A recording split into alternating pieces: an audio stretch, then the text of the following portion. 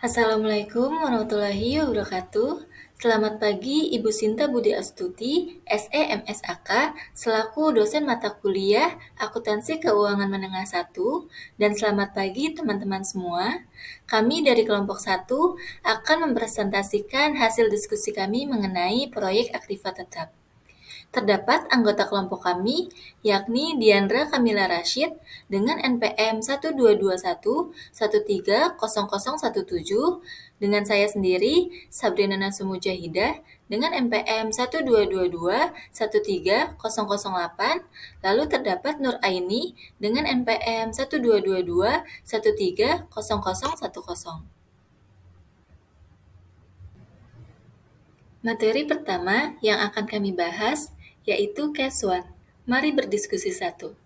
Perusahaan meminjam sejumlah dana untuk membangun sendiri aset tetapnya, misalkan pabrik, yang kemudian menimbulkan biaya pinjaman yaitu bunga pinjaman. Sebutkan dan jelaskan 3 pendekatan akuntansi untuk melakukan kapitalisasi biaya pinjaman atau bunga pinjaman tersebut. Terdapat 3 pendekatan akuntansi untuk mengkapitalisasi biaya pinjaman atau bunga pinjaman tersebut. Pendekatan pertama, tidak mengkapitalisasi beban bunga selama periode konstruksi. Menurut pendekatan ini, bunga dianggap sebagai biaya pembiayaan dan bukan sebagai biaya konstruksi. Jadi dapat disimpulkan bahwa jika perusahaan menggunakan pembiayaan dengan saham alih-alih dengan hutang, maka biaya bunga tidak akan muncul. Pendekatan kedua, dengan membebankan ke konstruksi atas semua biaya dana yang digunakan, baik yang dapat diidentifikasi maupun yang tidak. Metode ini menyatakan bahwa biaya konstruksi harus menyertakan biaya pembiayaan, apakah berupa kas, hutang, atau saham. Suatu aset harus dibebankan dengan semua biaya yang diperlukan untuk membuat aset tersebut siap digunakan.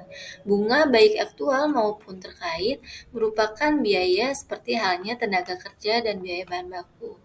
Pendekatan ketiga hanya mengkapitalisasi biaya bunga aktual yang terjadi selama konstruksi. Pendekatan ini sebagian sesuai dengan logika yang dipakai dalam pendekatan kedua, bahwa bunga adalah biaya yang sama besarnya dengan biaya tenaga kerja dan biaya bahan baku. Tetapi pendekatan ini hanya mengkapitalisasi biaya bunga yang dikeluarkan melalui pembiayaan utang. Artinya, tidak mencoba untuk menentukan biaya pembiayaan ekuitas. Dalam pendekatan ini, perusahaan yang menggunakan pembiayaan utang akan memiliki aset dengan biaya lebih tinggi daripada perusahaan yang menggunakan pembiayaan ekuitas. IFRS menetapkan biaya bunga yang dapat dikapitalisasi adalah biaya bunga aktual yang terjadi selama konstruksi.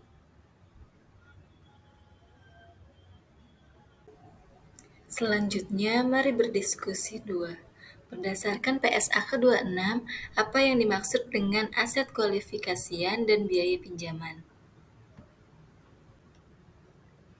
Biaya pinjaman adalah bunga dan biaya lain yang ditanggung entitas sehubungan dengan peminjaman dana. Biaya pinjaman yang dapat diatribusikan secara langsung dengan perolehan, konstruksi, atau produksi aset kualifikasian adalah bagian dari biaya perolehan aset tersebut. Biaya pinjaman dapat mencakup beban bunga yang dihitung menggunakan metode suku bunga efektif, beban keuangan dalam sewa pembiayaan, dan selisih kurs yang berasal dari pinjaman dalam mata uang asing sepanjang selisih kurs tersebut diperlakukan sebagai penyesuaian atas biaya bunga. Lalu terdapat aset kualifikasian adalah aset yang membutuhkan waktu yang cukup lama agar siap untuk digunakan sesuai dengan intensinya atau dijual. Terdapat 2 jenis aset tersebut, yaitu aset dalam konstruksi yang digunakan sendiri oleh perusahaan dan aset yang ditujukan untuk dijual atau disewakan yang dibangun atau diproduksi sebagai proyek terpisah. Materi selanjutnya akan dibacakan oleh Nur Aini. Kepada Nur Aini dipersilakan. Perkenalkan, nama saya Nur Aini. Di sini saya akan menjelaskan mari berdiskusi 3. Pertanyaannya yaitu, sebutkan syarat atau kualifikasi agar bunga pinjaman dapat dikapitalisasi ke dalam perolehan aset tetap.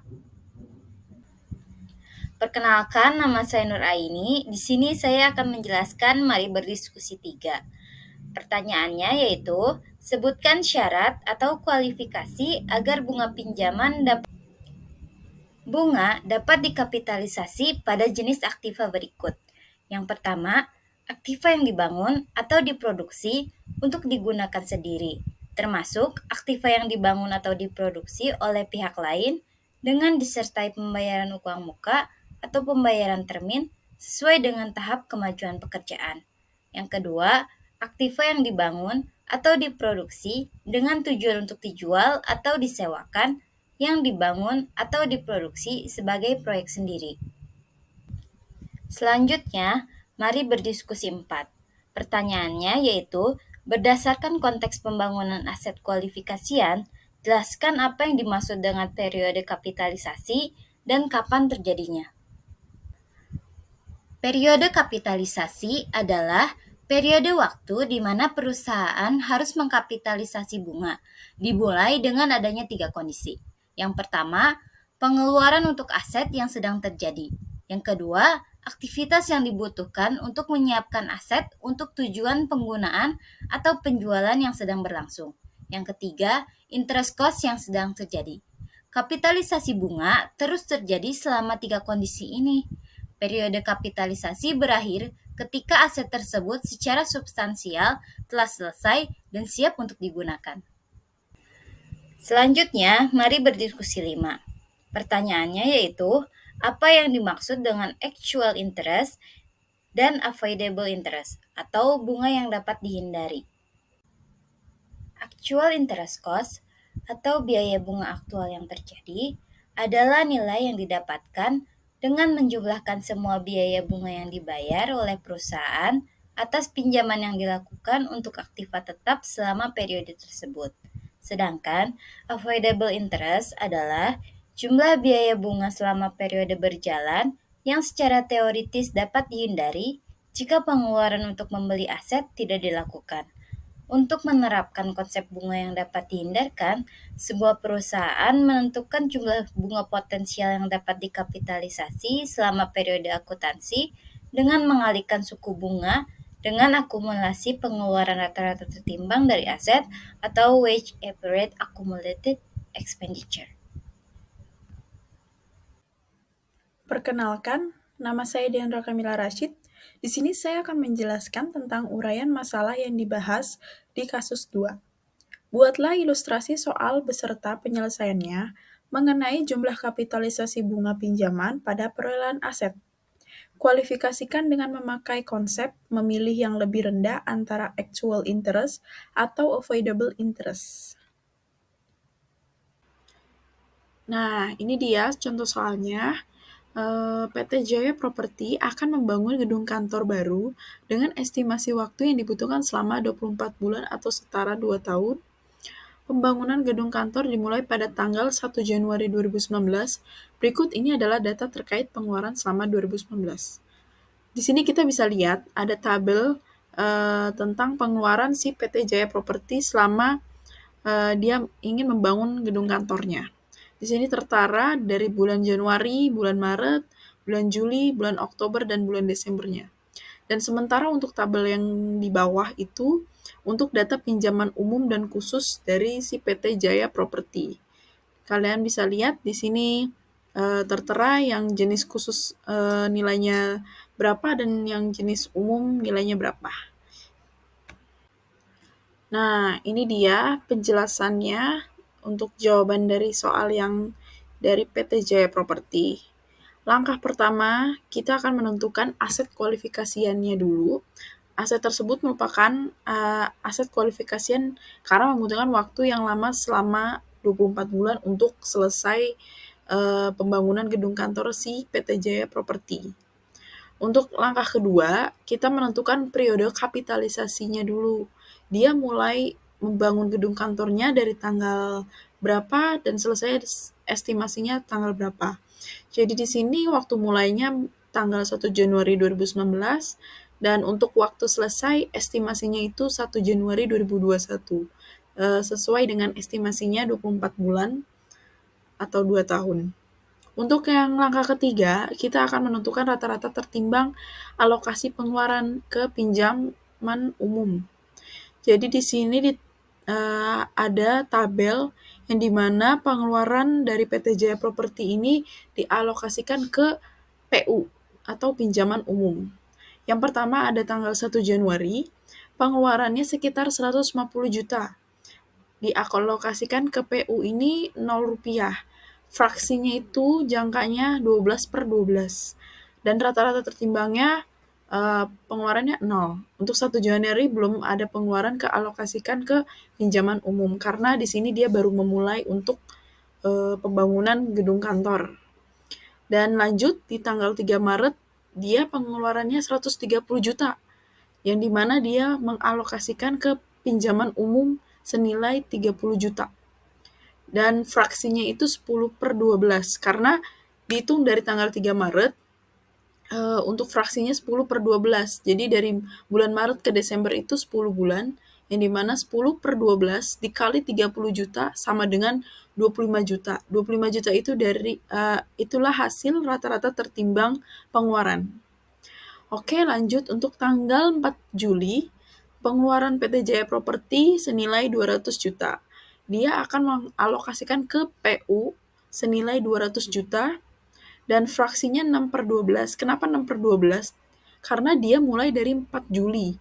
4 Juli ini ke Desember itu 6 bulan, yang dimana 6 bulan ini dikalikan ke 200 juta, jadi 6/12 kali 200 juta sama dengan 100 juta. Dan menemukan hasil dari rata-rata tertimbang pengeluaran tersebut. Yang keempat ada tanggal 1 Oktober. Di sini pengeluaran PT Jaya Properti itu 150 juta. Dia akan mengalokasikan ke PU senilai 150 juta juga. Fraksinya itu 3/12. 3/12 itu dari mana? Karena dia memulai pengeluaran di tanggal 1 Oktober. Dihitung dari bulan Oktober ke Desember itu 3 bulan. Jadi, perhitungan untuk rata-rata tertimbang pengeluarannya itu 3/12 dikali 150 juta sama dengan 37.500.000. Untuk yang terakhir, tanggal 20 Desember, di mana pengeluaran si PT Jaya Properti ini senilai 50 juta. Dan alokasi ke PU-nya itu 50 juta juga, dan fraksinya itu 0/12 karena dia mengeluarkan di tanggal 20 Desember. Jadi tidak ada rata-rata tertimbang untuk pengeluaran di bulan Desember itu. Jadi untuk total pengeluaran si PT Jaya Properti dari tanggal 1 Januari, 3 Maret, 4 Juli, 1 Oktober, dan 20 Desember itu senilai 680 juta. Dan yang untuk dialokasikan ke pinjaman umum itu sekitar 430 juta. Dan untuk rata-rata tertimbang pengeluaran si PT Jaya Properti ini selama 1 tahun itu 162.500.000. Nah, di sini kita akan menentukan rata-rata tertimbang tarif bunga pinjaman umum. Di sini sudah dijelaskan tentang rumusnya. Rata-rata tarif bunga pinjaman umum dikali nilai pinjaman umum dibagi total nilai pinjaman umum. Seperti ada di soal slide sebelumnya, di situ ada tabel yang dimana ada data pinjaman umum dan khusus dari PT Jaya Properti. Nah, di sini kita akan menentukan tentang tarif bunga pinjaman umum. Jadi yang khusus kita tidak akan menghitung. Jadi di sini kita akan menghitung dari yang umum dari tanggal 1 Juli 2018. Nilai rata-rata tertimbang bunganya kita akan menentukan dari rumus yang seperti di atas. Jadi kita masukkan tarif bunganya yang di tanggal 1 Juli tarif bunganya 10%, dikalikan nilai pinjaman umum di 1 Juli 2018 350 juta, dibagi total nilai pinjaman umum. Total nilai pinjaman umum ini 500 juta, yang dimana pinjaman umum di tanggal 1 Juli 2018 senilai 350 juta, ditambah pinjaman umum di tanggal 1 April 2019 senilai 150 juta. Jadi total nilai pinjaman umumnya 500 juta. Nah, kita hitung dari 10% dikali 350 juta dibagi 500 juta, itu mendapatkan bunga sekitar 7%. Nah, di sini di bawahnya ada penjelasan tentang terbit tanggal 1 Juli 2018 terdiri dari 2 komponen. Yang pertama 6/12 dari periode pembayaran atau 6/12 dari periode pembayaran yang kedua. Jadi, artinya porsi bunga yang diberikan tetap full atau 12/12. Oke, lanjut. Untuk tanggal terbit di 1 April 2019, kita masukkan dulu untuk mencari nilai rata-rata tertimbang bunganya. Persen di tanggal 1 April 2019 itu 9%. Terus kita kalikan 9/12. 9/12 itu dari mana? Dari penjelasan yang di bawah ini menjelaskan terbit tanggal 1 April, yang dimana kita hitung dari bulan April ke bulan Desember itu hanya 9 bulan. Jadi kita hitung dapat 9/12. Dan kita kalikan ke nilai pinjaman umumnya senilai 150 juta dan dibagi total nilai pinjaman umum keseluruhan 500 juta. Jadi kita kalikan, kita hitung mendapatkan bunga sekitar 2,025% untuk di bulan April 2019. Jadi keseluruhan total bunga dari pinjaman umum PT Jaya Property keseluruhannya ialah 9%,025.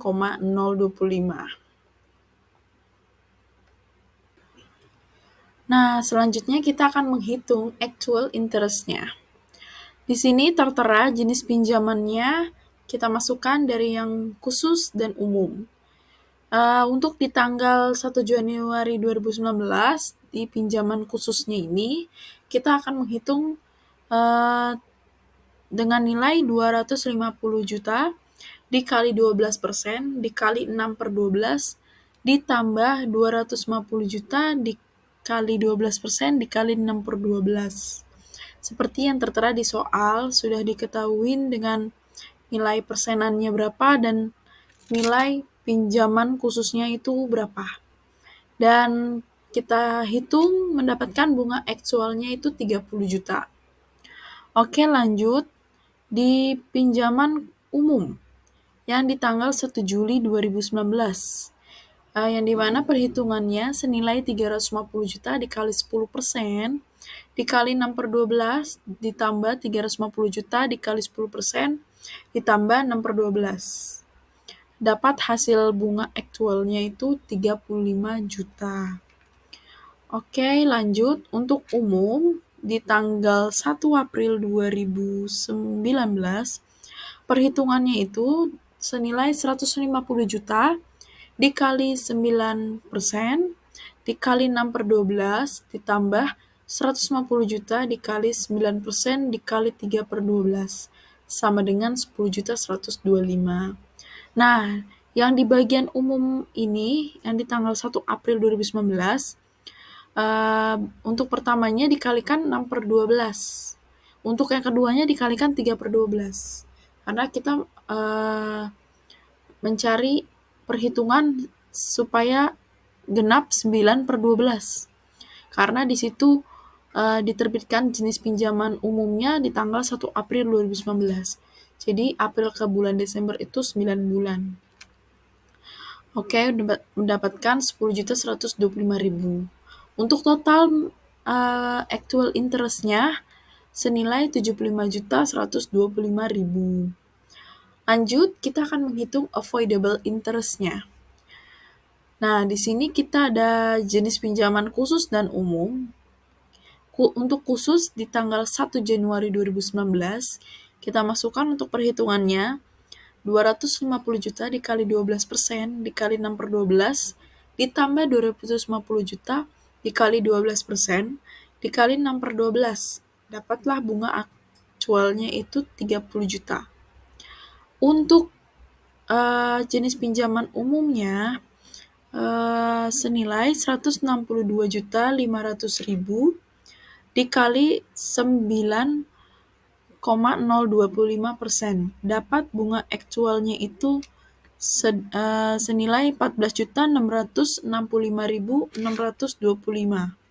Jadi, kenapa yang umum itu perhitungannya 162,5 juta dikali 9,025. Itu dapat dari mana ya? Dapat dari yang sebelumnya tadi kita hitung rata-rata tertimbang bunga pinjaman umumnya.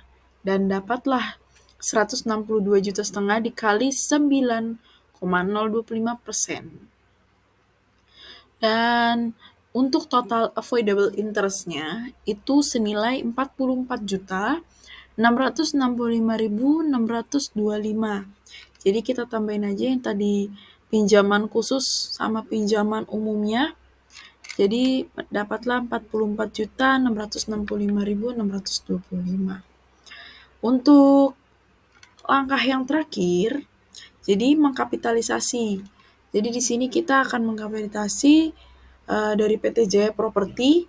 Nah, nilai yang akan dikapitalisasi adalah nilai yang paling kecil antara actual dan avoidable yang tadi kita hitung sebelumnya, sehingga bunga yang dikapitalisasi sebesar 44.665.625 rupiah. Jadi, yang tadi kita sudah sebelumnya menghitung avoidable interest, itu adalah nilai kapitalisasi dari PT Jaya Property. Sekian penjelasan dari kelompok kami tentang materi aktiva tetap. Kurang lebihnya mohon maaf apabila ada kesalahan kata. Semoga materi yang telah kami sampaikan ini bermanfaat bagi kita semua. Terima kasih.